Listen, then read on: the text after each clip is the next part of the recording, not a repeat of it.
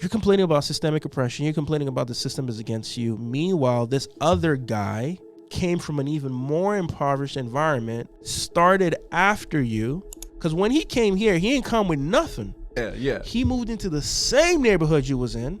Grinded. And a lot of times, I'm going to just say it for what it is. Y'all weren't even messing with him because you were calling him the African booty scratcher. Right. Happens. That's right. Fast forward 10 years later, that brother done moved out the hood and can buy the whole hood. Right. You feel me? Bro, I'm passionate about this. You know why? Because this is kind of my story, bro. Yes. I was born in Nigeria. We were pretty comfortable in Nigeria. My dad was the head of HR for a multinational pharmaceutical company. We pretty much sold everything to move to Canada. I saw my father go from commanding the respect and attention of multiple people, chauffeurs, drivers, to working security, bro. Wow. Working 3 jobs. Wow. Bro, that perspective that you have right there is exactly what I reached. And that conversation is so hard to have with people because they've sold themselves the lie, which is actually a racist lie. It is. That because of the melanin count in my skin, I am somehow a better person and would never have done that. Inherently, that you're not. That's right. Welcome to a very special episode of the Artist CEO channel or podcast or whatever this is becoming.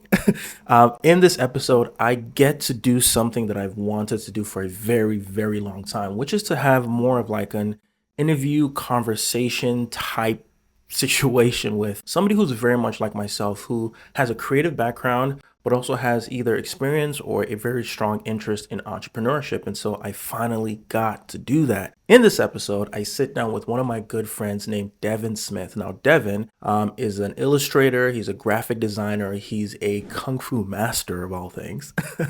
But he also has professional experience in corporate America, having worked with some major organizations and companies before on both graphic design and product development and customer journey, etc. He's also a business owner, and so we sat down and we had a conversation. Now, Devin is one of those friends who, whenever we get together, we just have these incredible conversations, and so often, at the end of it, we say to ourselves, man, I wish there was like a microphone there to just pick up a lot of what we discussed. And so, a couple of weeks ago, I was in Atlanta and we decided to do just that. Turn on some microphones and have just conversations like we typically do. And man, what we ended up talking about was, as you can see from the title of this video. And so we talk about some very important issues that affect people of color in America, in Canada, and really all over the world. And so enjoy the conversation.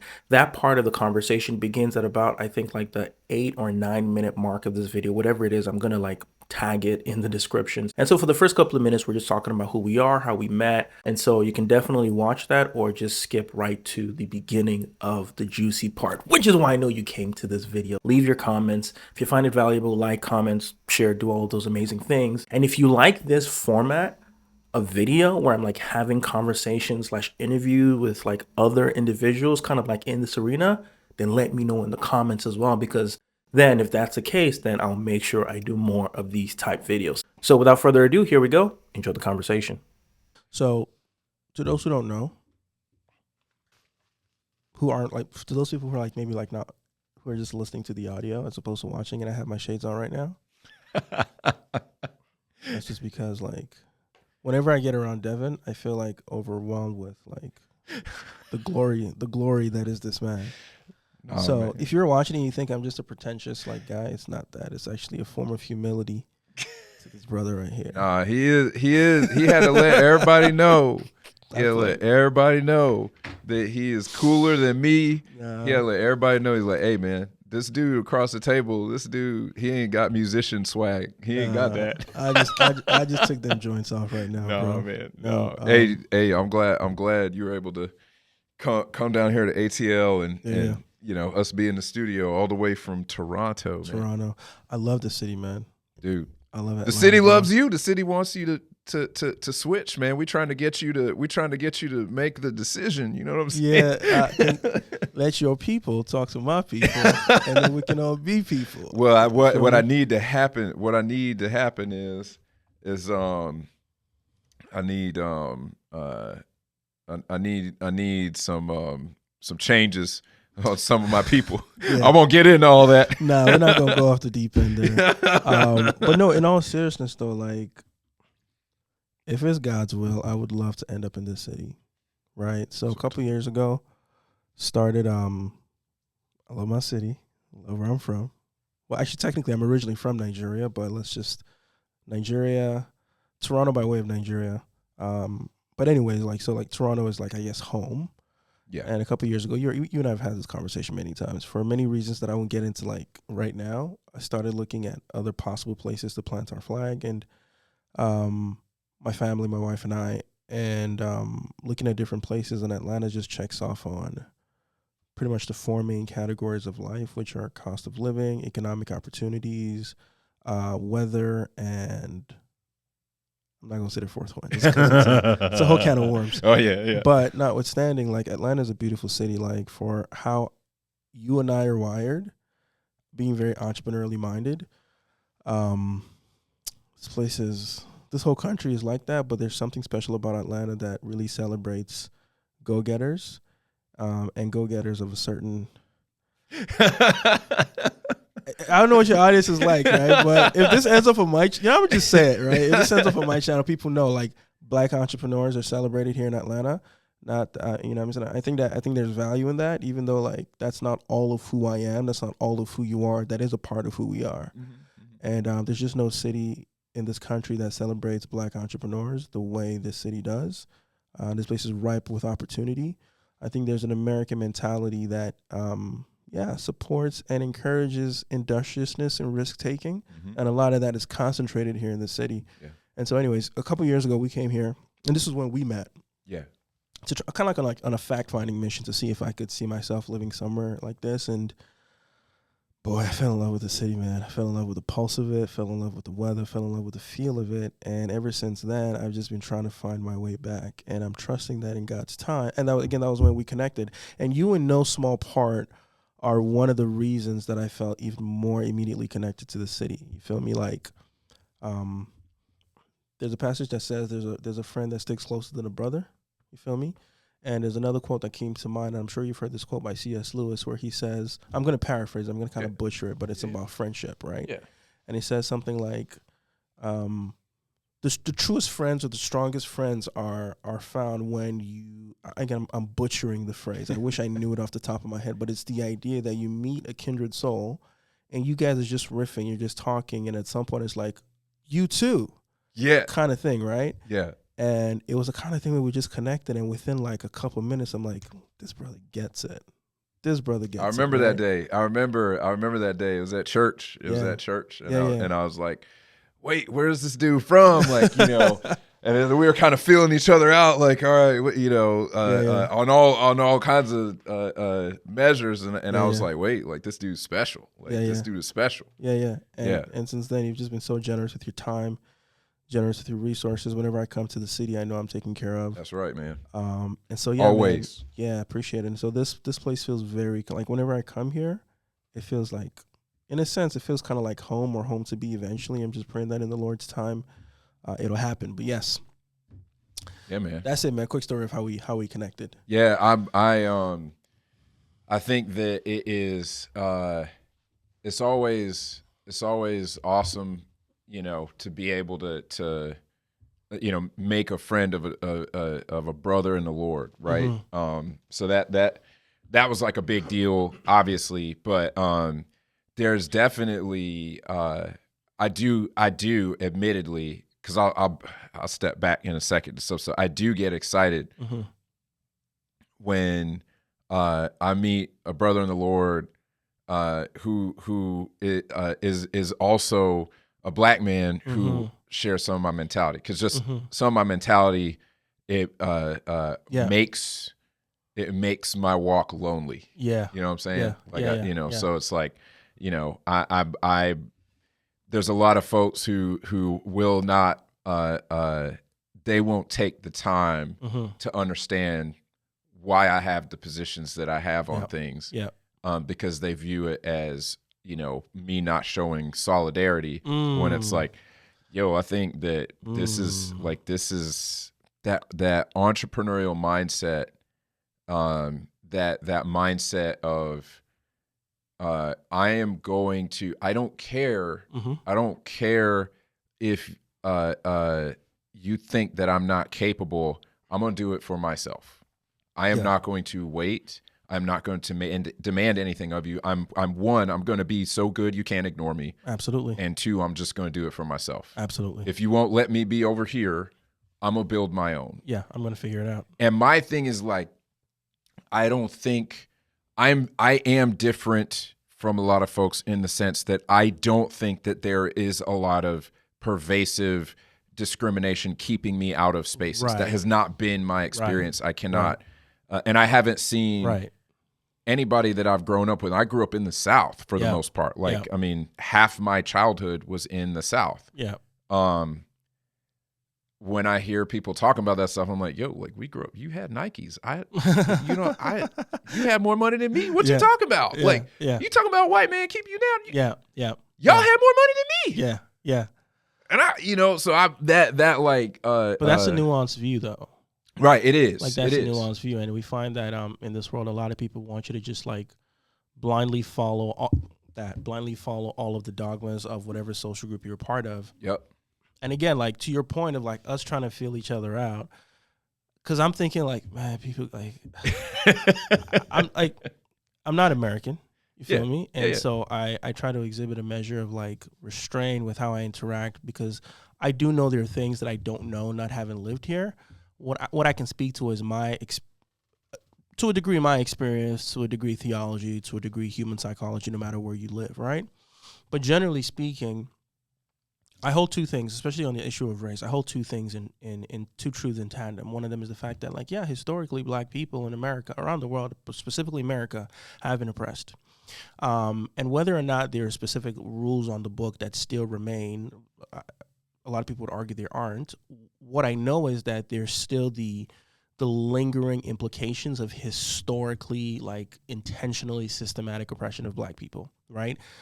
At the end of the day, like, you can't abuse somebody for so long and then like slap them keep slapping them, and then their cheek is hurting and you say like, why are you complaining? Like, I stopped slapping. It's like, bro, but my cheek still hurt. You feel me? Sure. And so I hold that to be true, but at the same time, I'm very entrepreneurially minded, and I also know that at the end of the day, like what humans care about the most is value, and humans care the most about like, can you deliver a product or a service that's so good that I can't help but compensate you whether or not I like you. You feel me? And so my experience, similar to yours, has been that where, thankfully speaking, I've done okay. I've done okay. You get what I'm saying? And I've always striven to deliver excellence and deliver quality and not expect or not demand anything simply because I'm black or simply because I'm part of a social group. You feel me? Yeah. And so I hold these two things, but it's a nuanced view where people are on one camp. People expect that if you attest to the fact that like, black people have been historically oppressed, and that means you also have to believe that we are owed certain things.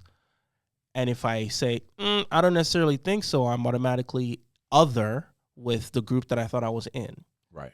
And at the same time, on the other side, you're going to have people who are going to want to use me as a token and be like, well, you see, this black guy believes that everything is okay and nothing. I'm like, bruh, I'm not saying that either. Right.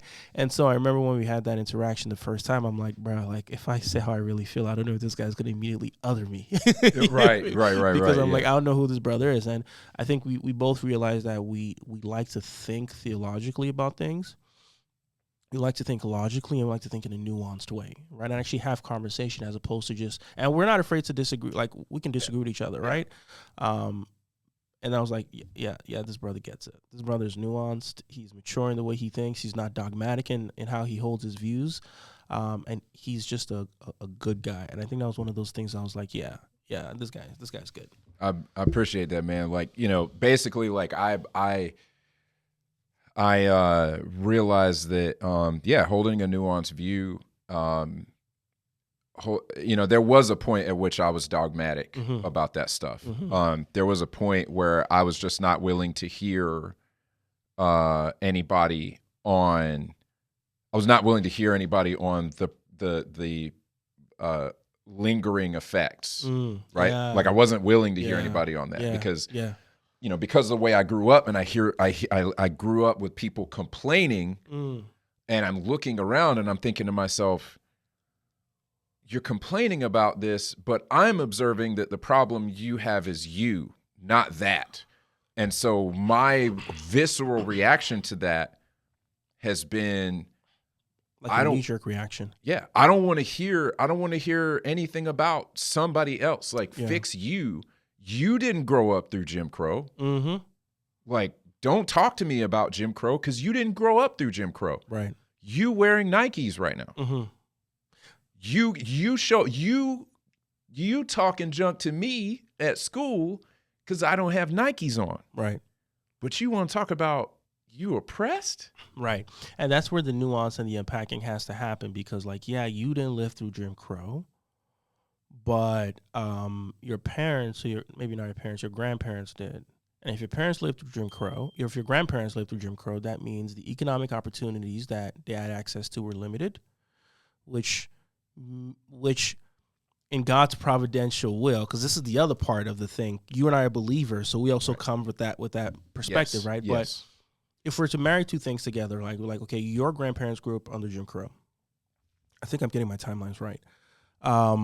My dad, when he was a kid, Jim Crow was still in effect. So he grew up through some Jim Crow. Exactly. So he's been through real stuff. Exactly. So your parents and your grandparents, which means they had a limited scope of economic opportunities, which means that you were statistically more likely to be born at a disadvantage, meaning that just the simple resources that others who grew up, who were white, you just didn't have those opportunities to start. That's not to say there's no responsibility on you to try to better yourself. It's just, I just know that if you're in certain districts, you just don't have certain things available to you. And the simplest example I can give is like, if you're in if you're not in a disadvantaged community, even if you want to better yourself, even if you want to go to the library, where's the library closest to you? Is the library closest to you well-funded and have the resources you need to even quote, and I hate this expression, pull yourself up by your bootstraps? But I understand the sentiment behind it, but I think it's just been so used and so abused as to dismiss the other side of lingering effects, which is why again, this has also been a growth in my understanding because, again, like I understand I'm not American, and so I come to the conversation with a measure of humility, like there's stuff I need to learn, right? But the whole pull yourself up by your bootstraps thing has been used to dismiss the fact that, no, realistically, even if somebody did want to pull themselves up by their bootstraps, it's harder for them because they can't just go to a library somewhere. We have the internet now, but you understand what I'm saying? Like their schools are underfunded, under-resourced because they were born in certain environments, and those environments are the way that they are as a combination of both external forces and individual decisions, both have worked together. And so the idea, and so like so when I think about the issue now, I think about it in terms of lingering consequences.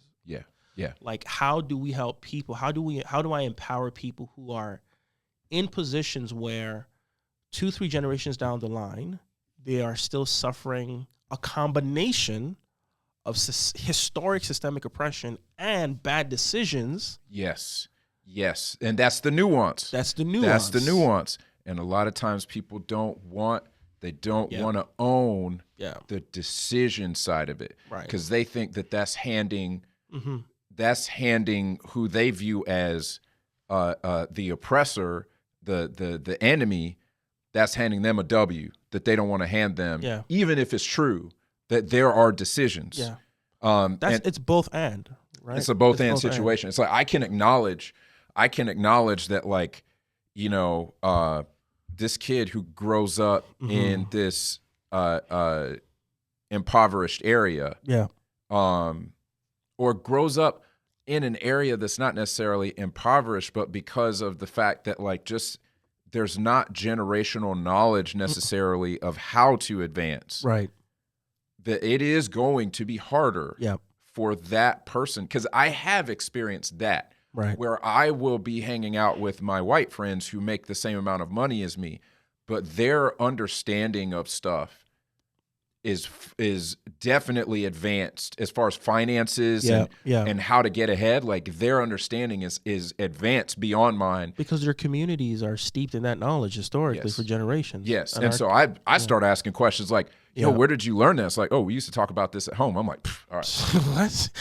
But that's what I'm talking about. I think that's the nuance. And I think both sides need to acknowledge that it's both and, right? Yeah. So like the kid who grows up in, let's just call it like maybe not impoverished, but just doesn't have access to certain knowledge, and it's harder for him. Like that stuff doesn't just flow to him by osmosis. Right. He has to work harder. That's right. Which kind of gives some credence to the whole thing. Like we got to work twice as hard to get half the results. I don't know whether I agree with that. I don't agree with it, but I understand the sentiment. The sentiment, right? Yes. And then you take it one step further, and you look at the kids who do grow up in impoverished environments, and I can look at you and see, like, bro, I know that all you've seen are your uncles and your father and your grandfather go this way of the streets, and so you feel as though that's your only option. And I can empathize and feel sad for you and be like, bro, like, I'm so sorry you had to make that decision because you felt like that was all that was available to you. The only role models were the drug dealers. Yep. But at the same time, I have to hold you accountable for the fact that you chose to go what the Bible would call the path of unrighteousness. That's exactly right. And that's what I was going to say, because God still holds you accountable. God still holds you. That's it. God still holds you accountable. Yeah. We don't get to play the, well, that's all I ever saw modeled to me. Mm-hmm. The scriptures are basically going to flay you open. Mm-hmm. No matter where you're from. Like, I mean, Romans 1. No man has any excuse. No, right? Exactly. Like, and basically, if you knew your master's will and you did it and you didn't do it, you're going to get a severe punishment. Yeah. But if you didn't know your master, which he's talking about himself, he's talking, Paul through the Spirit is talking about God. Yeah. If you didn't know your master's will and you did what was evil, essentially, you'll get fewer lashes, but you still get lashes. Yeah. You still getting a beat down. Yeah. So the issue is that God is saying he's put enough on the inside of us, even in our fallen state, to know, even though we suppress the truth and unrighteousness, to know we're doing wrong. Exactly. We know we're doing wrong. Yeah. And we choose to suppress that. Absolutely. Eternity is written on the hearts of men as well. Like, so, Bam. and again, like, this is why I love the scriptures, man, because like people try to simplify the scriptures, but it's when it says it's giving us everything pertaining to life and godliness, it's because it's giving us everything pertaining to life and godliness. Amen. So it'll cite Romans 1, right? But it'll also cite James, I think 4:27, where it says, religion that the Father finds faultless is to care for orphans and widows in their time of need and to remain unstained from the world. Yes. Yes. And so it's both and. It's like you can hold a person responsible for their actions, not even because I do it, because God does. But you can also show compassion to the person and say, like, I understand how you felt like this was your only option. Right. But it wasn't. It wasn't. And deep down, you knew that. You knew that as well, right? And this may be controversial to some people, but I will say, in a sense, you picked the easy path. Yes. That's exactly right. And it feels harsh saying that, and it feels uncompassionate saying that. Like, what do you mean I picked the easy path? I ain't seen nothing but this, that in my environment. I got these people against me, and I can't even do this, and this even if I wanted.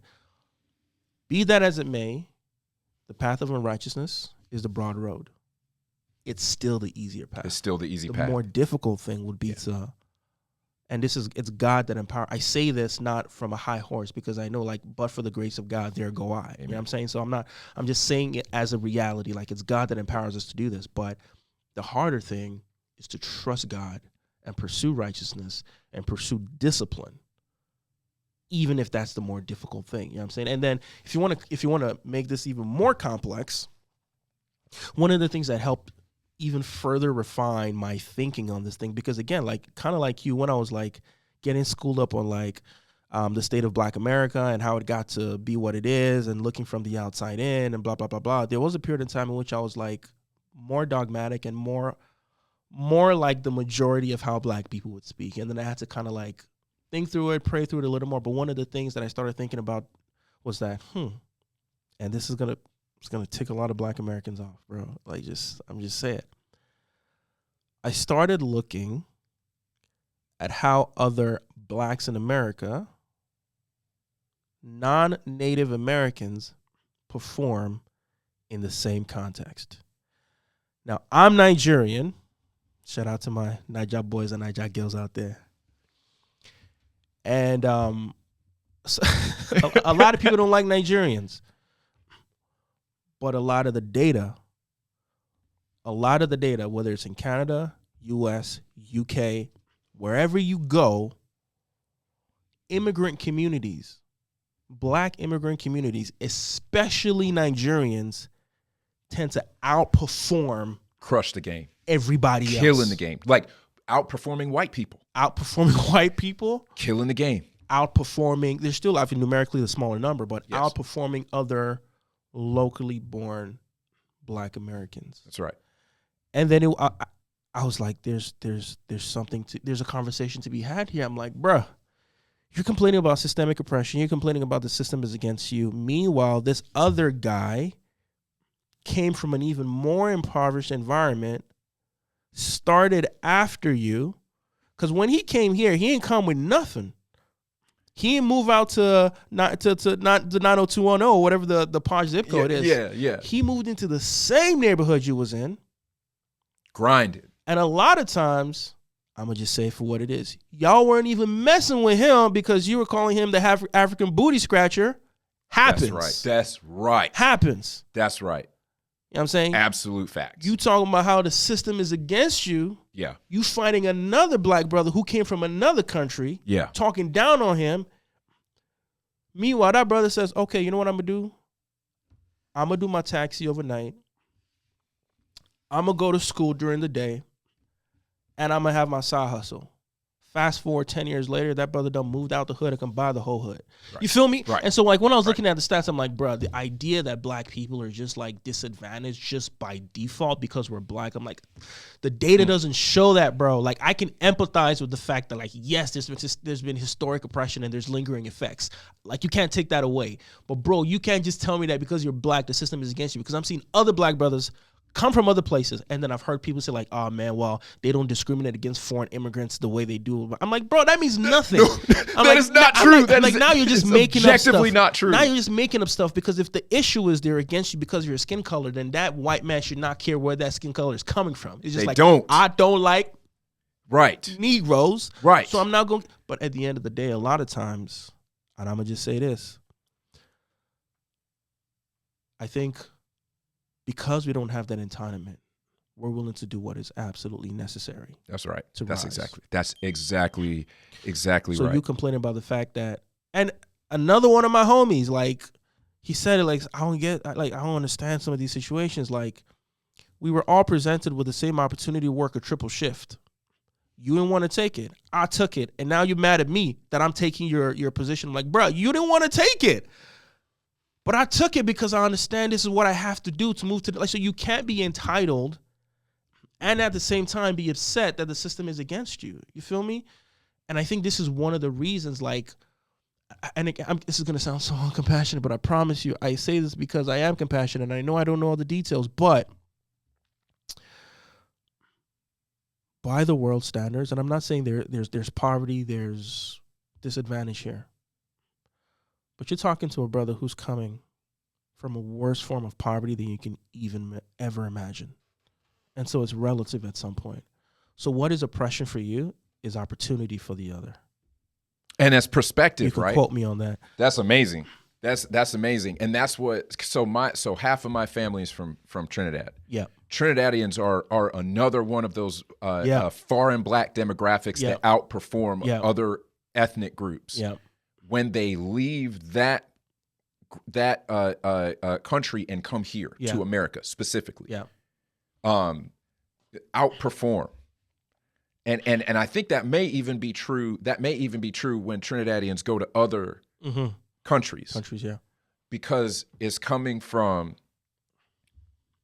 You mean to tell me here? Yeah. You mean to, I'm not saying there's corruption everywhere, but generally speaking, the rule of law and economic principles work here better than they do back home in African countries. There's corruption in both, but here the corruption is a little more veiled. Back home, it's outright. Yes. So somebody from Nigeria says, "Oh, Mo, you mean to say, I go come here, I feel do this, that, and the third." and you go walk out for me because that's just how. Guys, like, say less, bro. You mean to tell me that if I do this, I put my money into this, I register for a business, I learn these certain tax and business codes, and it will probably work out for me. Why? Because by and large, the system works. Yeah. As opposed to back home where I can do the same thing, and a politician or a banker will look at me in the eye and say, "Oh, no, I'm taking it." Why? Because I'm taking it. And the system is so fractured and so broken that he can do this and get away with it. Get away with it. And that's, dude, it's amazing that we're talking. It's providential, as a matter of fact, that we're talking about this. Yeah. Because I was having a debate with my kin about this literally last week.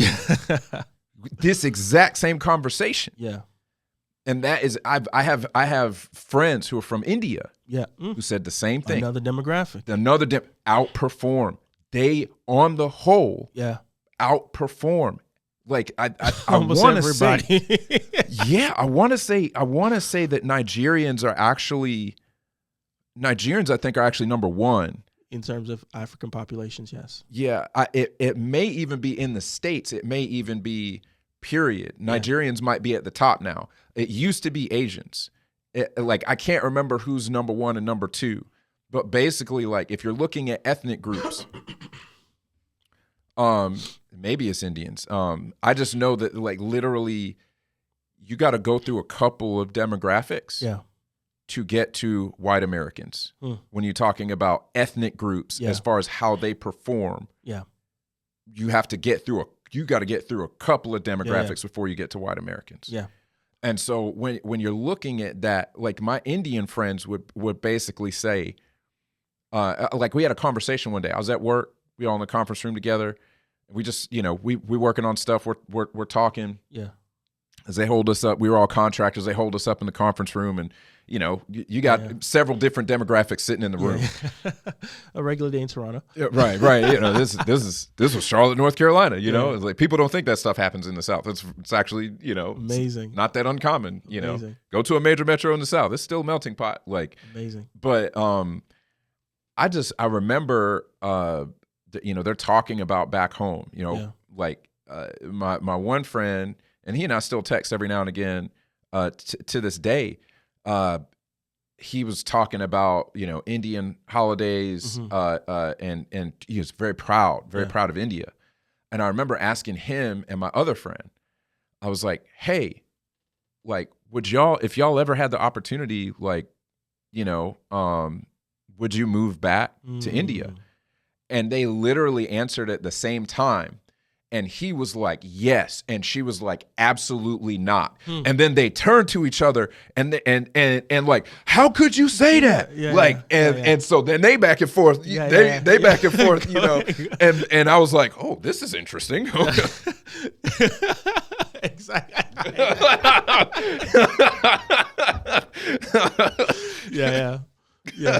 I'm watching this and my one friend, I found out that he came from a different socioeconomic,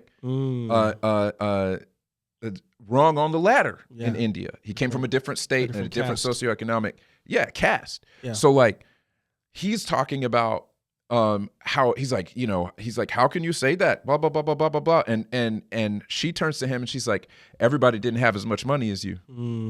She's like, for me to get anything done in my hometown in India, I had to bribe. She was basically like, it's night and day comparison, rule of law here versus there.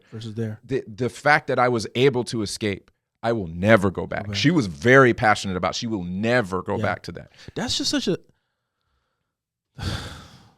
and this is something that some people just won't get. Something as simple as, here, you're black, you're disadvantaged. I want to drive to, I keep saying the library, but let's just say I want to go to, like, the local credit union or whatever. You can just go there. I'm not saying you're going to have an easy time there, but you just have to go there. Someone in another country like Africa, like Nigeria, has to think, even before I get, first of all, how many credit unions do I have? Second of all, before I get there, I'm going to face incredible traffic, and I'm probably going to have to bribe a couple of officers on the road. So this is the trial before the trial. And that's just like one small example. Yeah. Did I have power and electricity all night? Man. If you think of like the basics of life that we take for granted here, and again, I'm not saying there's not poverty and disadvantage here, but let's think about poverty and disadvantage on both sides. Yeah. Things like being able to drive from one location to the other safely without facing danger, not just from the community, but also from the actual authorities. Something as simple as stable power. Something as simple as stable internet access. Especially in the world that we live in right now where internet is so available, I'm compassionate to people who come up in disadvantaged environments, but at the same time, I'm like, literally, you can learn almost anything that you want to learn for free. You feel me? Man. Like, do a paper route, do something. If you don't have access to it, first of all, everybody got a mobile phone. But let's just imagine like you're the worst of the worst. You ain't got a mobile phone. You got to take your butt to the library or the coffee shop or somewhere. Cool. Do something, get you a little bit of money, buy a bicycle. And I'm not saying it's easy. I'm saying buy a bicycle, go to the public library, or go somewhere where you have access to internet and learn what you got to learn for free on YouTube University. I'm not saying, but you need to understand, like, as difficult as that sounds, and as uncompassionate as that might sound to say to the kid who's growing up in Southside Chicago or in Watts, like, bro, you need to go do a paper, work at a coffee shop, whatever you got to do, buy a bicycle, ride freaking 4 miles to get to the library that you know has internet access because you ain't got internet at home. It sounds mean, but bro, my boy in Africa doesn't even have that. Like, he doesn't even have that. And then for him to land up here means his family, bro, I'm passionate about this. You know why? Because this is kind of my story, bro. Yes. I was born in Nigeria. We were pretty comfortable in Nigeria. My dad was the head of HR for a multinational pharmaceutical company. We pretty much sold everything. To move to Canada, I saw my father go from commanding the respect and attention of multiple people, chauffeurs, drivers, to working security, bro. Wow. Working 3 jobs. Wow. He would be a furniture salesman. Yeah. And then he would go work security overnight. Wow. Just to barely keep the lights on. Bro, I didn't even notice. I didn't notice. So, like, I'm not saying it's not hard for you. I'm not saying there aren't things that you have to work against. But it makes sense to me why immigrants are outperforming local communities here. Why? Because we don't have a sense of entitlement. Yes. That is facts. Oh, man. We know that where we are is better than where we're coming from. Yes. And maybe for somebody who this is all they've known, you don't have the perspective to understand that it's hard, but it could be a lot worse. Yes. And you actually have more things. Like life, like so much of life is just being able to see things through a different lens. Yes. And seeing that in as much as there's challenges, opportunity here. And maybe that shift in perspective of instead of seeing oppression, you see opportunity is easier for somebody who's coming from a context that is just intrinsically worse. So we just see it normally because we're wired that way. Okay, cool. You're not wired that way. So when somebody like me tells you, don't get mad at me. It's like, oh, you ain't one of us. Oh, you Uncle Tom. Boom. Oh, Don't tell me that. Yeah. Humble yourself. Because what I'm saying is, bruh, I am empathetic. I'm not saying some of what you're saying is intrinsic. This stuff riles me up because I've been in some of these conversations with these people who now start trying to question my blackness because I don't necessarily like adhere to everything. I'm like, bruh, be quiet. Yep. I'm not saying it's not hard. I'm just saying you have access to a lot more than you even realize. Dude. So take what I'm saying, take this uncomfortable truth, and do what you want with it. But don't tell me I am black, and don't tell me I'm not loyal just because I'm telling you what is working, currently working. Right. Not theoretically, is, bruh, go work as hard as a Nigerian. Go work as hard as an Indian. Go work as hard as somebody from Trinidad. Do that for a couple years and tell me if you're still in the same position. So I'm going to get off my soapbox. No, that's amazing. That's amazing because I experienced, I didn't have to come from as far as you came from. So like, I love the fact, because I feel like you can say that and it carries a different gravitas. Yeah. You can say that by experience, and nobody can argue with the fact that you did it. Right. And you have, and you said a very key word. You said perspective. Yeah. And that's what I found the problem to be. I'm trying to find a scripture that I read this morning. What is this? This is Proverbs 14:23. In all toil there is profit, but mere talk tends only to poverty. I mean, that basically what it comes down, like you said, work as hard as one of these other people, see what happens. See what happens. See what happens. What I noticed is when I came back to the States, I was othered because, like, when I came back, I wasn't like the other black kids. I didn't talk like them. My family culture was very different from theirs. It was very evident that I was not a Southern black kid. Yeah. And I mean, I got picked on, like I got rejected. Like to them, they make fun of my accent, all that stuff. And I learned very quickly, and mind you that I came before that. So I was born here in the States, in the South, lived out West, where, I was mostly around white and Mexican kids. Then I went to Trinidad and lived there for a few years, where I can count on one hand how many white people I saw the entire 3 years I was there. Yeah. And I saw how we treated each other. Some people have this like delusion in their mind that if we could just have Wakanda, that we would be on spaceships right now, and we were just held back. And if we had Wakanda, and it was just we were dealing with our own people, we'd be good. I'm sorry. Go try living somewhere where the chances of you seeing a white person is extremely low. Yeah. And you will see that is not the case. Yeah. The reality is, and the scripture tells you this. This is why rejecting God, rejecting His word, leads you to futility. It does. It leads you into this mess, because God straight up tells you that, like, there's nothing new under the sun. Nothing. Humans are sinful. Humans are going to sin against each other. It is not a question of skin color. It is a question of sin. Can I or not? Yeah. That's the issue. Right. When you said it wasn't a question of whether I'm going to get caught, as when you asked the dude why he's taking some of your hard-earned money. Yeah. Because he can. Because he can. That is when you look at slavery. You look at the history of slavery. Slavery was global. Slavery was normal.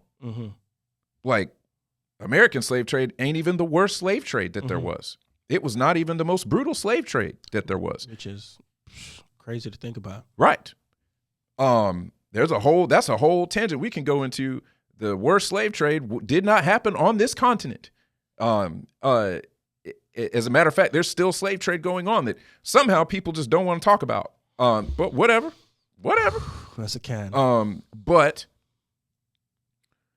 the point is not that it was white people versus black people, and the white people wanted to oppress black people because of the color of skin. No, everybody was enslaving everybody, and they were doing it because they could. For selfish interest. Correct. Yeah, historically it's shaped out that way. Yeah. And there's two things that happens. Sin is in every human heart. And so human self-interest tends to take precedence. And it's also true that humans gather with like humans. Yep. Right. And so if you look at slave trades that maybe not the North American Atlantic slave trade, different tribes were enslaving other tribes, right? And so there's a sense in which two things are true, right? Which is, again, self-interest and the communal nature of human beings. Yes. Which is why the transatlantic slave trade was white people enslaving black people. Yes. The root of it is human sinfulness. Yes. Right? It's human sinfulness, right? Because I can extract value from you, I will do it. I will do it. And then layered on top of that is the fact that, and I have affinity with these people who look like me, and we're all aligned. Like, there's a measure of self-interest and communal interest. Like, both things are operating at the same time, right? That's right. And so that's why I think both parts are important. Like, yes, the transatlantic slave trade, I think industrialized slavery in a way that hadn't been industrialized up until that point. In as much as there were brutal forms, it's just like it was taking a horse and carriage and throwing a supercharger engine on there. It's like cars are much faster now than they were before. You get what I'm saying? There's a sense in which it takes on a different ilk because it just made the process so much more efficient, for lack of a better word. Yeah. And so, yeah, the two things are true where I think I hold a view that I don't know I vocalize publicly just because it seems so. Anyways, I think I'll say it, right? In God's providence, white people happen to be the ones who had enough skill, expertise to industrialize slavery. In God's providence, do I think there's something innate to the white person that makes them predisposed to do that? I don't think so. I think in an alternate universe, if in God's providential will, black people happen to be the one, go ahead and say it, bro. I think we would have done the same thing. We would have done it. Bro, that perspective that you have right there is exactly what I reached. And that conversation is so hard to have with people because they've sold themselves the lie, which is actually a racist lie. It is. That because of the melanin count in my skin, I am somehow a better person, would never have done that. Inherently, and you're not. That's right. If it was alternate universe and God had decided to allow black people in Africa to generate the kind of technology. Yeah, that's what I'm trying to say. Based on the history, we can look at the history of what we did to each other. Yeah.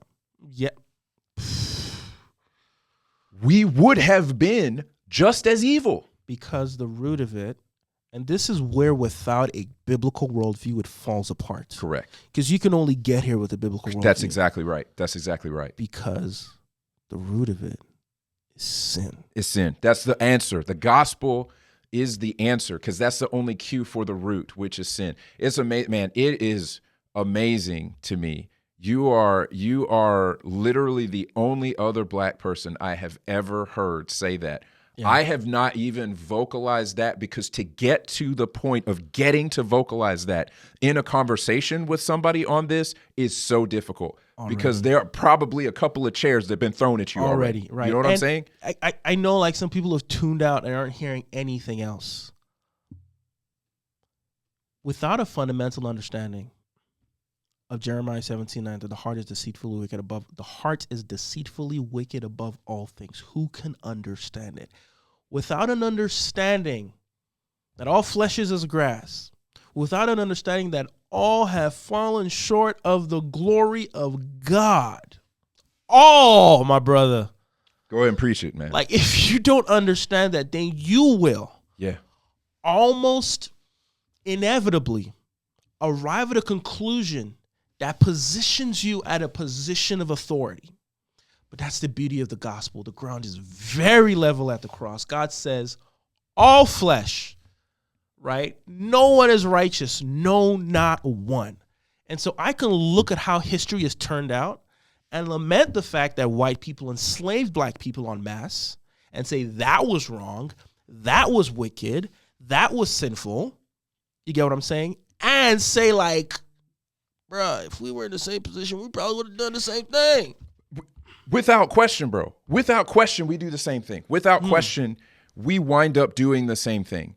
And that's exactly right. That's exactly right. And that's why when I get into these conversations, what I find is that there's a delusion about the nature of man. And there is a lack of understanding of human history from God's perspective that he's given us in the scriptures. That, like, you look at the history of man, there was a flood because God determined that the thoughts of man were evil, wicked from his youth. All he thinks about is violence. God's words, not mine. Yeah. He killed everybody because he said these dudes are jacked up. Jacked up. They are not, he's like, I'm going to save 8 humans. 8 of them. Yeah. You know what I'm saying? 8 of them. That right there is when I have these conversations and I realize that person lacks a biblical perspective of the sinfulness of man. Like, and the proven historical record. You can look outside of the Bible and see the proven historical record. Humans are brutal. Yeah, you wanna make it even like there's no way of knowing 100%, but let's prognosticate. At the fall, what do you think the melanin content of the people who got wiped out were? I'm just saying, bro. I mean, that is one of the things that you have to consider is that. So this concept that, like, because of our historic oppression, we are somehow inherently more righteous is a fallacy. Yeah. But it is the fallacy that gives rise to, I'm going to say, this redefinition of racism that somehow puts black people as being unable to be racist. I think that is such a terrible and dangerous idea. Yes, it is. Yes. It is an attempt at fixing something that somehow puts us at always being in the right, as though we're inherently more righteous. Correct. And as though white is inherently more wicked. Yes. Guys, it's not. We're all sinners. Yes. And that perspective is textbook racism. Yeah. And that's why we tried to redefine it. Yeah. Because you can't eat your cake and have it. No. Unless you change the rules of the game. I was scrolling on Twitter last night before I went to bed. It's probably not a good idea. Not a good idea. The Twitter is probably the last thing you want to be scrolling before you go to bed. Yeah. And I don't get wound up like I used to. I used to get real wound up. I don't. It's just kind of now I'm just people watching. I'm like, dang, God might flood us again. I don't. He promised he would. The only reason he ain't flooded us because he promised. He swore by himself he's not going. He's not going to do it. Fire. Yeah, it's going to be fire. He's like, hey, I'm not going to flood you again. I'm done with the water. I'm going to light you up. Yeah. It's like Chris Rock. Chris Rock said, I won't beat a woman. I'll shake the hell out of her. And I mean, that's God was like, I ain't gonna flood you again. Next time is for keeps. It's over. Yeah. Like the idea that you are inherently better comes through in the way that we talk about white people now. Mm-hmm. It's okay. That was the conversation on Twitter. It's basically okay to be openly racist against white people now. And it's in fashion. It's in vogue. And the ironic part of that is people don't have enough. People who hold this view say it's okay. They don't see the irony in saying, like, you realize that this validates my point where I said, if given the opportunity, we would do the exact same thing they did. They're like, no, we wouldn't. But, bro, you really are doing the same thing right now. And the fact that, like, sin doesn't justify sin. That's right. The fact that this was your history doesn't give you the right to now do the same thing that was done to you. That's exactly right. That's and that it is in some ways it's a response. Which, I'm so sorry to cut you off. No. Which is the root of how the transatlantic American slave trade started. How was America started? Dang, we canceled, bro, because you spitting too much truth now. No, bro. Like You- this is why at the root of it, brother, it's sin and it's a biblical worldview. Because how did the U.S. and Canada started? Oppressed people groups fled the British Empire. Why? Because they were being oppressed, they were being enslaved, and they desired freedom. There's something within them kicked against the idea, which is why, whether or not they lived up to it, what does the U.S. Constitution start with? We hold this truth to be self-evident that all men are created equal. They said this because they believed this, because they were fleeing oppression. And then what did they end up doing? Oppress other people. Boom. And how can they justify this? How can they say we hold that all people are to be created equal and then go treat someone else unequal? Why? By changing the rules of the game. By saying, well, these people technically aren't really human beings. They're 3/5 of a human. You have to change the rules in order to justify your sin, which is what we're doing now. Bam. So the whole adage, hurt people, is rooted in the fact that it's human sinfulness. And so you, person, saying it's okay to be racist to white people, but we would never do the same thing, don't realize that you're changing the rules of the game and are in essence doing the exact same thing that made white people hold these two contradictory things to be true. All men are created equal, but we can enslave black people. Well, we can because they're not really fully humans. Like, you're doing the same thing. So real quick. Which is why you end up in this circular vortex of wickedness unless you go to the root that says humans are sinners. All humans are sinners and Jesus is the answer. Go on, brother. Bam. So real quick, actually the 3/5 clause. Yeah. The 3/5 clause actually wasn't the people who came up with that. It's very interesting historical nuance that people don't know. Teach me. The 3/5 clause was actually created as an attempt by some of the framers, because there was essentially there was an argument at the framing of the Constitution. There was an argument over whether slavery was right or not, and whether it should be protected in the Constitution or not.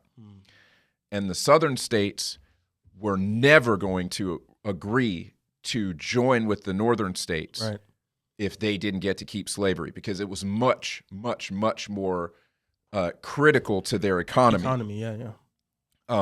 Which actually, when you look at the numbers, it was actually the thing that was holding them back. It was making the South less economically viable than the North. Just crazy. And they didn't think that, but that's what happened. A lot of people think like, well, they had free labor. It's like, actually, slaves were very expensive. Really? Slaves were very expensive. To have slaves, you had to have a lot of resources to maintain your slave population. And it actually was a drain on the economy. A lot of people don't know that. That's why the North started to outproduce the South, because slavery is very expensive. I didn't know that. Yep. And the framers from the states that were for, there were framers who were for emancipating the slaves, but they knew that if they outright said that the Southern states were gonna be like, nope, we're out. And they worried, they worried that if the Southern states said they were out, that they might side with Great Britain and take the North out. So the American history people. I didn't know this. Yeah. So they actually, it was the ones who were trying to preclude, because the Southern states wanted to get, they were trying to set up the system, the voting system and the representation system. And they were basically saying, well, representation should be based on your population. The amount of representatives you get in the government should be based on your population. Right. And the Southern states wanted to include their slaves in the numbers. To give them more. Which would give them de facto control of the United States government. Basically, I mean, unequivocally, they would win. They would win population-wise. Like every vote in Congress, they would win it, because population-wise, they was just de facto outnumber the northern states, the states that were for freeing the slaves. They would outnumber them every single time. And so it was actually the other ones who came up with the 3/5 clause that basically said you can only count a slave as 3/5 of a man. So you think that you get less votes to basically make it to where the Southern states couldn't control the United States government Simply because by they a bigger were population. They were going to enshrine slavery if they were given that opportunity. And so it was a very like kind of, That's interesting. I didn't know that. So the 3/5 clause was for political control. That's exactly right. It was a way for them to stop the southern states from basically having control of the U.S. government and enshrining slavery. And you see now some historical scholars will debate this. I'm reading a book called No Property in Man that kind of goes through this argument, this protracted sort of veiled back and forth on this that the framers were having. Really the spark of the Civil War was being lit at the time of the framing. So while they are trying to frame the Constitution, they're trying to fight Britain off. They're trying to win their independence from Britain. This argument is starting at the framing, and the sides are starting to form where it's like, we think slavery is wrong. How can we write these words and think that slavery is okay? And you've got those are the northern states. Yes, and you've got preachers who are even starting to say that.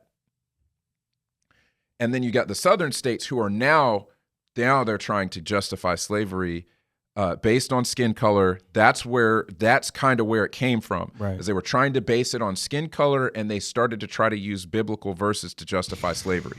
Yeah. That's where that came from as well. Got you. And it was all to try to win that argument. Right. And again, thank you for the nuance. Yeah. Thank you for the nuance. See, this is why I enjoy having conversations with this brother. There's so much that we learn from each other. And even with that, it comes back to the principle of what I was saying. You have to attempt to rewrite the rules in order to justify your sin. That's right. And we'll do anything. You have to rewrite to use the words of the Constitution. We hold this to be self-evident. And so when in Romans again, it says, I'm paraphrasing, God has made his... Oh, sorry, my fault. I'll edit this part out. My boy is calling me right now. Oh, good. And my accountant is calling me. So you have an accountant. I need an accountant. No, sorry. Okay, I'm going to edit that out. So when in Romans it says that, I should just read it. Romans 1, that God has made himself know, like there's evidence of God, right? As well as thinking through, God is written eternally in the hearts of men. There are things to be that are self-evidence, and the only way you can go headlong into denying that which God has made visible is to attempt to rewrite and convince yourself that no, it's actually a different set of rules. And so whether the 3/5 clause was a political move to prevent the South from having de facto control of the U.S., or the 3/5 clause was used as a way of justifying slavery for black people because you're only 3/5 of the human, or whatever it is, the point stands. You have to attempt to rewrite the rules to justify that which is self-evident. Yes. So it's no surprise now that there is a redefinition of what it means to be racist. Yes. Because it gives my people, our people, the ability to do the very thing that we're supposedly fighting against. Yes. But no, it's okay. Why? Because, the rules, we're going to rewrite the rules. Yes. Yes. And that is, I call BS on that every time somebody tries to bring up, we're incapable of being racist because we don't have the ability to control. We don't have the ability to systemically oppress. I'm like, you changed the definition. You changed the definition. And you know you did. And you look. And in a really cynical case, they'll be like, yeah, I know I did. But at that point in time, you're like, well, that's human depravity. That's just bam. Bible. And basically they don't see a problem with it. They don't see a problem with it because their hearts are not subject to God. I'm gonna put that out there. Yeah. In that area, if you call on the name of the Lord, even in that area, your heart is not subject to God. And you need to repent. You need to repent. Because the Lord is working on us in different areas of our life. But yeah. It's like you rewrote the definition. Yeah. You rewrote the definition because now you can just do what you want. Yeah. and do the very same thing. Anyways. And it's amazing because you know the thing that you're saying that you're fighting against, you've become the thing that you say that you hate. You've become that. Hurt people. That's right. I mean, you've gone to the dark side. Yeah. And you don't even realize it because you feel justified. And somebody, you know, that's one of the reasons why, you know, people who whip up racial strife, like those people are a big part of the problem. Yeah. Because, you know, when I came back to the States and I got rejected by the black kids, the black kids didn't like me. And so I experienced a couple of things. It was interesting because it wasn't popular to be smart. It wasn't popular, and I don't even want to call myself smart. Like, it wasn't popular to want to do well in school. It wasn't popular to want to be intelligent. And so I got hit on that front. I got hit on being culturally different. I got hit on not being from the area, right? Which the funny thing is, when I was in Trinidad, I caught a little bit of that for being an American. Yeah. I didn't catch it as much. I didn't catch as much of it. There were some kids who despised the fact that I was American, but I didn't get that from most kids. I didn't experience it as virulently as I did when I came here. And what I found was, okay, so what that did was train me. I just left a country where everybody looks like me for the most part, like orders of magnitude more than in the States. Yeah. I just came from a country where I was still considered not one of them, even though we share the same skin color. And there were folks who received me there, and there were folks who didn't. Right. I come to the States, worse than I experienced it there. Wow. There are people who consider me not one of them. Even though we look the same. So whenever somebody talks about this people who look like me stuff, I get pissed because I'm like, that ain't going to save you, man. Yeah. That's not going to save you. But I digress. Yeah. What I started finding was the people who received me were the people with whom I had shared values. That's who received me. Yeah. And that was an eclectic group of people. That was white people. It was mostly white people. Interesting. It was Indian kids. It was, I mean, you know, it was the black nerds. It was, you know, I was received by that group of people, and it changed the way that it changed my perspective. Yeah.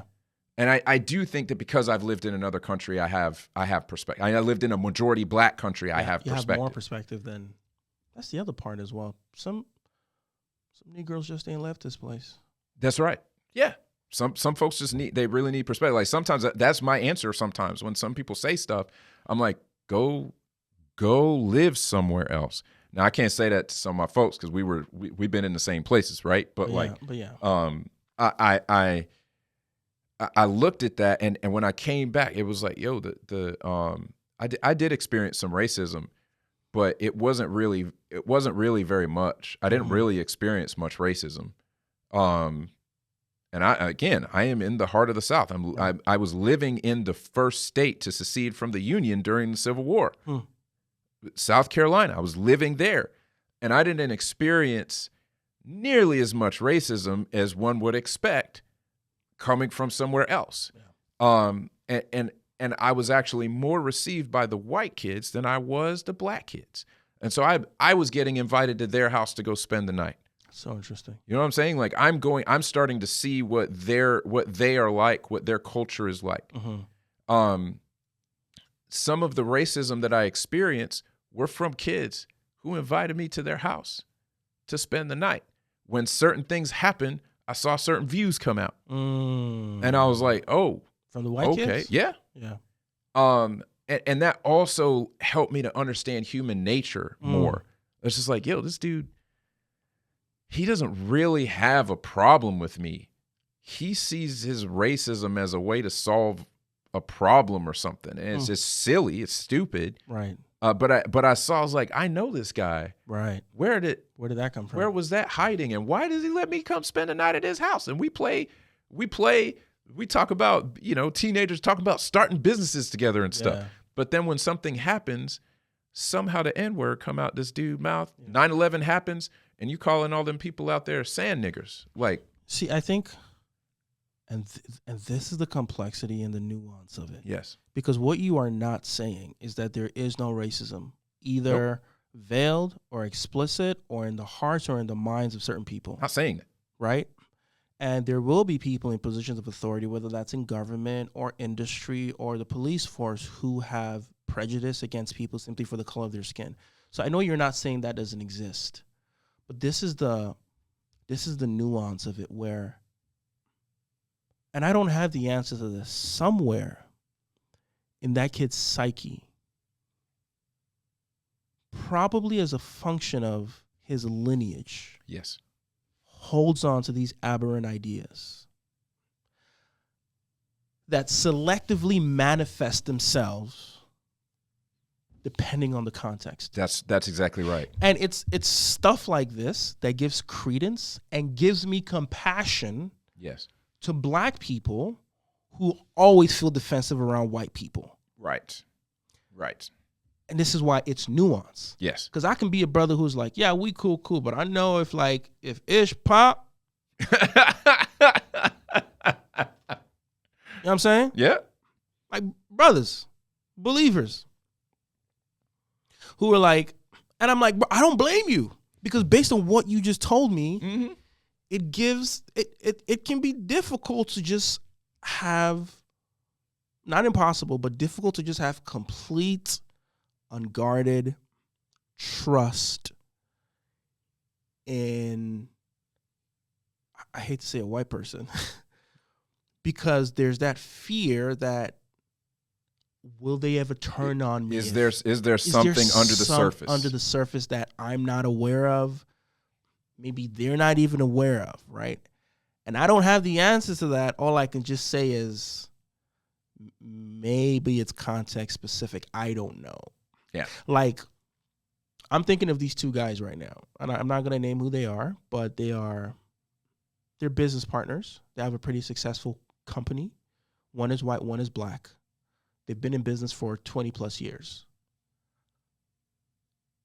I want to believe that the black co-owner has, what's that word I'm looking for? Unguarded trust that his white business partner will never betray him simply on the basis of skin color, if it really came to it. Mm-hmm. Now, they're also believers. So that's another element to it. You get what I'm saying? Mm-hmm. So I don't know, maybe it'd be worth having a conversation with a guy like that. Like, bro, do you have a lingering paranoia around white people, where even the white people who you really mess with, are you truly unguarded, or are you more like, yo, I still keep a little like 1%, because I know if it comes to it, man, like, we rallying up, because I know if it really comes to it, this brother probably got like some lingering historical racism that exists. So I don't know the answer to this question. I'm just saying that's interesting you would say that, because it does point to the fact that I do think it's a nuanced issue. It's a complex issue. It gives me empathy for black people who just live with a paranoia that I just can't trust these people implicitly, because it's lurking around somewhere in the background. And I've thought about that, and I would be lying. I would be lying if I said that I am completely unguarded, no matter what. I do generally trust. It's not something I think about a lot, because I'm not threatened. Mm-hmm. Now, part of that is because I am a child of the King. Absolutely. Right? He is sovereign. He's in control. I am guarded by him. And if I suffer under the hands of men, he ordained it. 2, I'm strapped.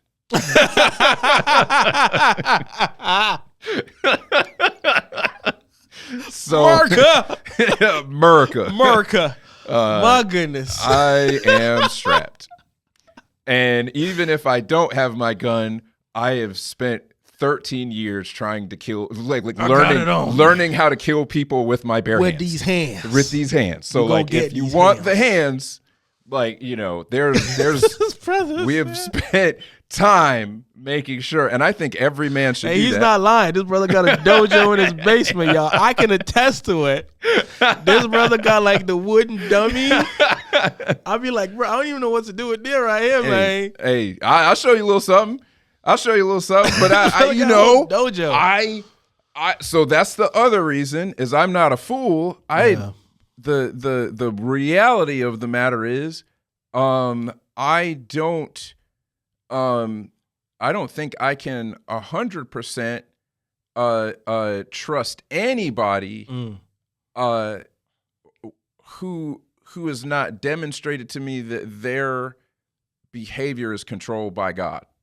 And I know that even in that case, they may slip up, but if that happens, I can't live my life paranoid.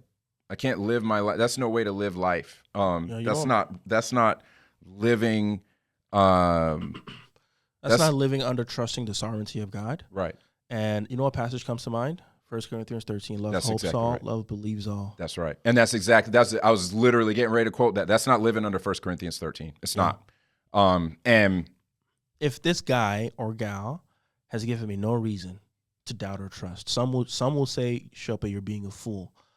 I say, well, Christ was the fool when he submitted himself to the cross as a lamb to the slaughter. Amen. And I am no better. I'm no better than Christ. If God calls me to lay my life down for the sake of his name, for the sake of righteousness, so that on that great and terrible day he is vindicated in his judgment, I only regret that I don't have 1,000 lives to give. So if that is the situation, but it will be God telling me, hey man, put your weapons down. The you know, and this is something that I've, you know, essentially called for you to suffer. Through. Yeah. And in that situation of 1 Corinthians 13, like if this brother or sister has given me no reason to question their love, loyalty, commitment to me as a human being, I would be disobeying 1 Corinthians 13 to live with a lingering sense of suspicion and paranoia where this person has done nothing. Right. So you'd be disobeying the word of God. Yes. And you'd have a terrible life because you would just be paranoid. Who wants to live like that? And so the third thing that I consider is that we've already covered. All men are sinful. All have fallen short. Yep. Right? I don't expect perfection. And this is another thing that I'll touch on in a second, but I don't expect perfection from any man. I am constantly, like, the Lord has made me aware of so much of my sinfulness over my walk with him. I have had to look at the ugliness inside of me. Yeah. That I know that ugliness lives inside of other people. And I know that as much as I have let other people down, other people are capable of doing the same thing. And I pray that people will have compassion on my foibles, and I know that I am required before God, because he's had compassion on me, to have compassion on their foibles. Like when that dude called Muslims sand niggers when 9/11 happened. Yeah. When he said that, it's crazy. I didn't even know that term existed. I had not until that point had I ever heard that. I was like, okay, y'all having some conversations that I don't know about. Okay, just throw an adjective on it, and you can cover everybody. I'm saying, like, there's some dust niggas. Yeah, there's some water niggas. I was like, dang, there's some cloud niggas. You know what I'm saying? I was like, dude, like this dude, he dropped that, and I was like, wait, y'all put adjectives on it? I didn't even know that was a thing. Y'all got a y'all got an encyclopedia? Yeah. This part of the world is that other section is Like, you know what I'm saying? Like I was like, okay, I just learned something. Apparently you can put an adjective before that. But yeah, sorry, to your point. But you know, you're right though. That was all these things are going through my mind at this point. Exactly what you said. Like they put adjectives on that. I was like, okay, I knew something. I know y'all was having some, you know, like there was that.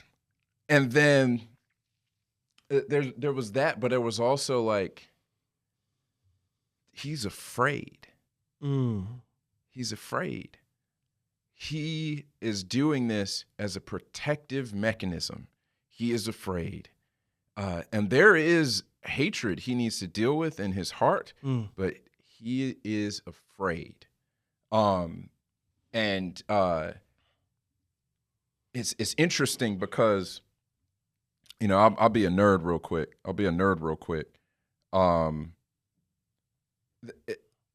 In Star Wars, right? Yoda says to Luke, he says, actually, it might have been one of the other ones actually, where he says, fear leads to anger, anger leads to hate, hate leads to the dark side.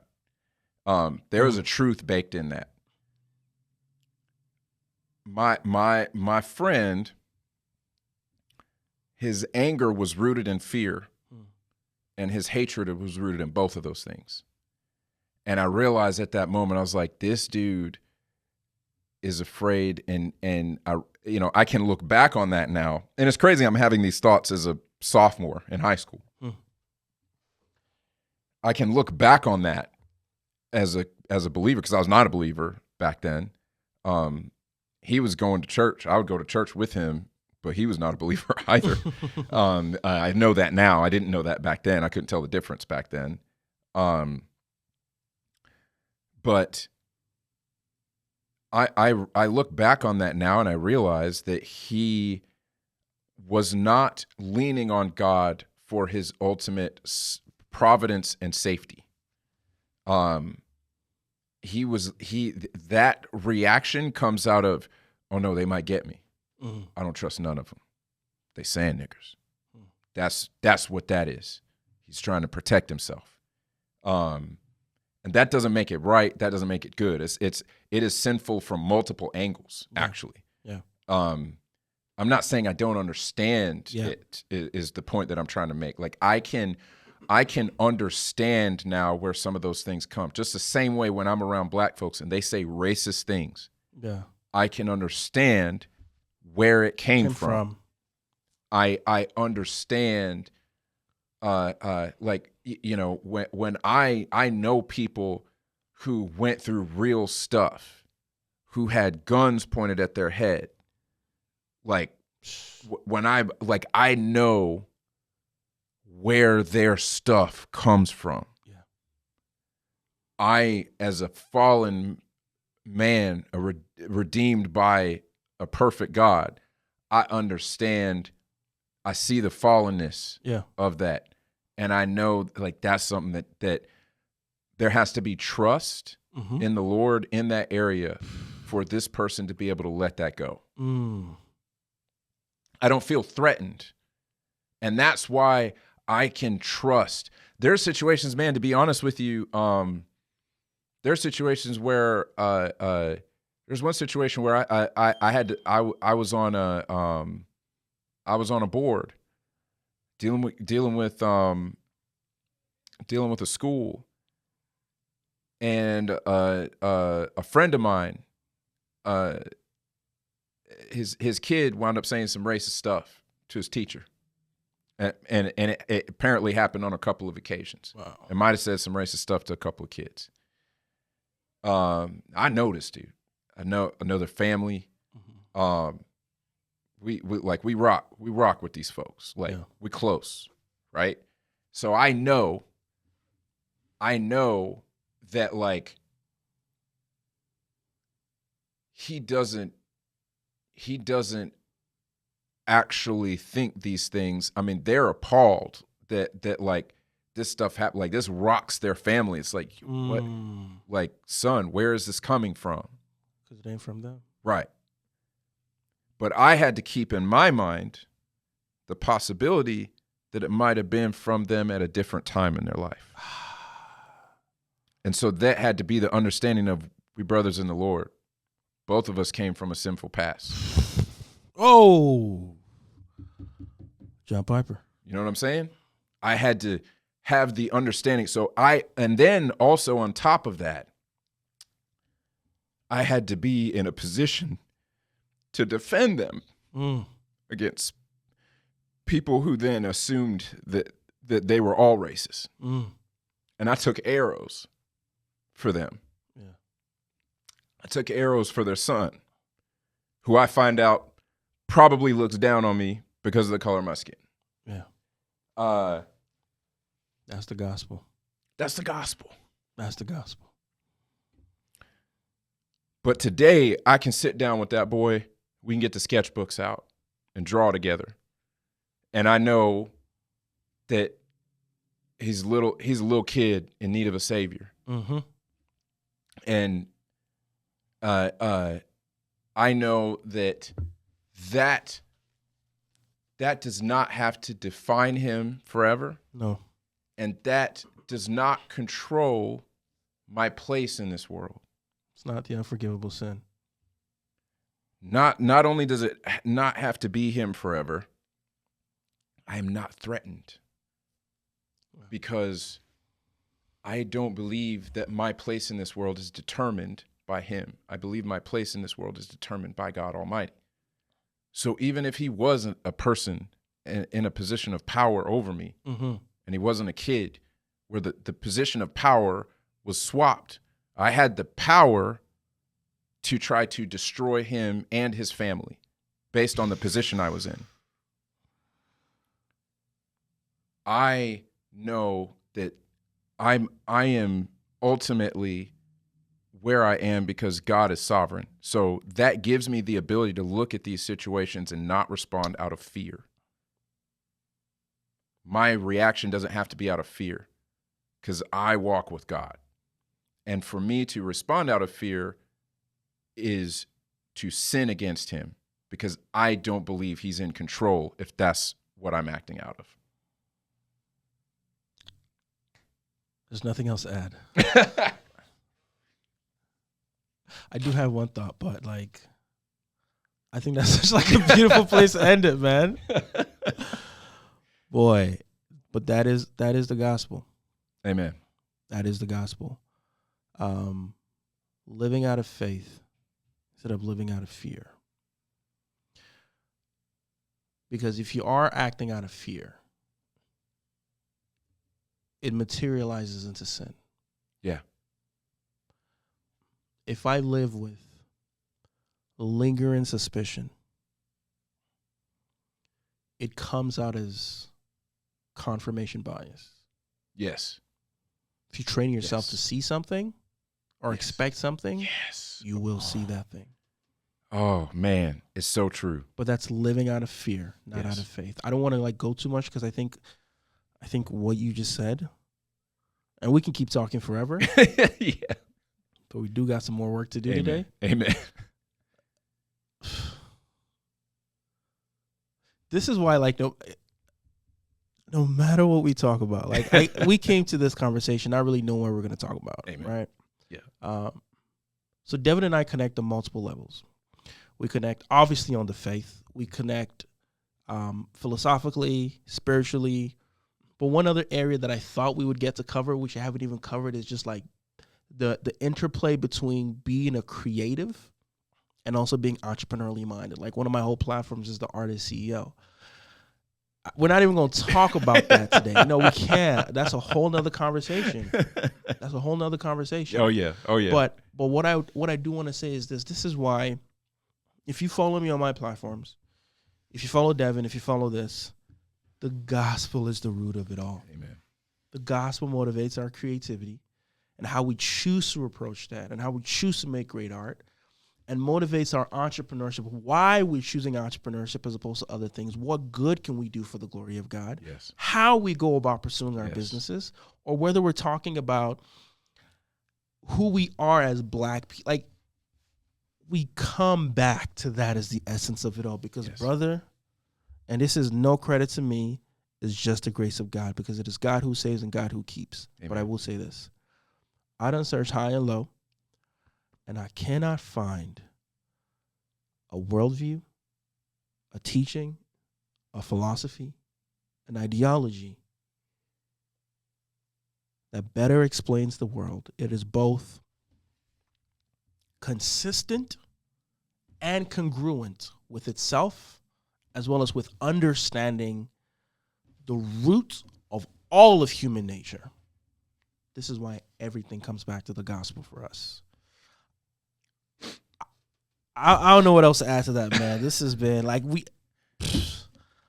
man. This just dude, is good. I mean, this is, we always say we always say we just need to have a microphone present at all times. At all times, because we have great conversations. Amen, man. I love this stuff, man. Right. And at the end of the conversation, like, damn, we wish we had a mic to record that. So, like, why didn't we just record that? So I mean, seriously, like, the being able to bring everything back to the gospel, it's not worth it. I'm not telling people the truth if I don't do that, and it's scary. It's a little bit scary because being in business, I come from the tech world. Tech world's not exactly friendly to biblical Christian beliefs. Yeah.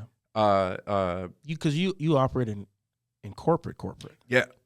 You have corporate clients. Like, I'm a little more willy-nilly. I'm an artist. You know what I'm saying? I don't have a corporate brand. I work with, like, some of my clients, one of my other businesses are companies, but, like, I haven't come up in the corporate world in the same way you have. Yeah. And so, it's different. You could have a client that agrees with you, but they don't want the smoke. Mm-hmm. So they're like, hey, man, listen, I agree with you, man. But we can't have you saying that. Can't have you saying that stuff out there. We can't be seen working with you if you're saying that stuff out there. Yeah. So, like, I'm careful about how I talk about stuff. But what I realize is there's a certain extent to which I've got to be able to speak the truth in love. And I really do think these things help people. And if I decide that I'm going to sacrifice that just so that I can protect my income, am I really living in faith? I was going to say, you trust in God. Yeah. And so there's wisdom, and then there's fear. Yeah. And you don't want to operate from fear. That's right. We want to operate in faith. Amen. Be wise as serpents, shrewd as doves. Yeah, man. Innocent as doves. Be wise as serpents, innocent as doves. And there's a line in there. There's a line in there somewhere. There is. And I in every situation, I trust that the Lord will reveal to me, and as He sanctifies me, it'll be easier for me to see the line. And I will say this. I will say that one thing that has changed with me is I'm not. I don't see as much value in being out there and being a personality. Really, I don't see as much value in being out there and being an angry voice. Oh, gotcha. And I used to be afraid of saying what I really thought because I was angry. Yes. Now it's like, okay, I'm not angry. I'm aware more of my own sinfulness. I am aware and have more grace for the sinfulness of others. Mm-hmm. And there's now a way the Lord has sanctified me to the point where I can talk about this without basically just bringing, without throwing hands all the time. Right. There's a time to throw hands. There's a time to throw hands. Yeah. But I realize that time is far, far, far more seldom than I thought it was. Right. And if I'm not willing to talk about my faith at all, I think back to Mordecai talking to Ruth. Perhaps you've come into the kingdom for such a time as this. And if I don't fulfill that purpose, because God's purpose ain't for me to make a bunch of money. That's all going to burn up. We talked about the fire. He's not playing about the fire. The fire is coming. Everything burning up. The money's going to burn up. All the possessions are going to burn up. Yeah. The thing that God cares about is, did I walk with him? Did I walk with him? And if I choose not to talk about my faith at all to protect my income, I am saying my income is the most important thing, not my walk. Yeah.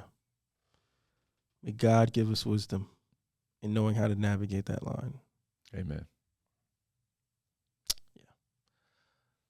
Welcome for this episode. Thank you for watching this episode of the collab between Podium Podcast. Podium Studios. Podium Studios and the Artist CEO Podcast. Joint collab episode. I'm Shope, artist, entrepreneur. I'm Devin, the creative suit. See you when we see you, because we don't know when next we're going to do this in person. But Yeah. if this was good and you like this and this gets a bunch of views, if it does, then it could become a thing. It ain't enough for me to just catch a flight to Atlanta, bang out a bunch of episodes, and we keep this thing going consistently. Let's go. Let's go. We can talk for days. Anyways. Y'all hold him to that. Yeah, man, like, listen, it's the views or lack thereof, the comments or lack thereof are going to let us know if this is something that should become a thing. And if it is, then it will. But regardless, bro, we're going to have more of these conversations. Whether or not they're privy to it is up to y'all. There we go. Appreciate y'all. Yeah, man. I'll admit it. Yeah, I get it. You been holding me down for a minute.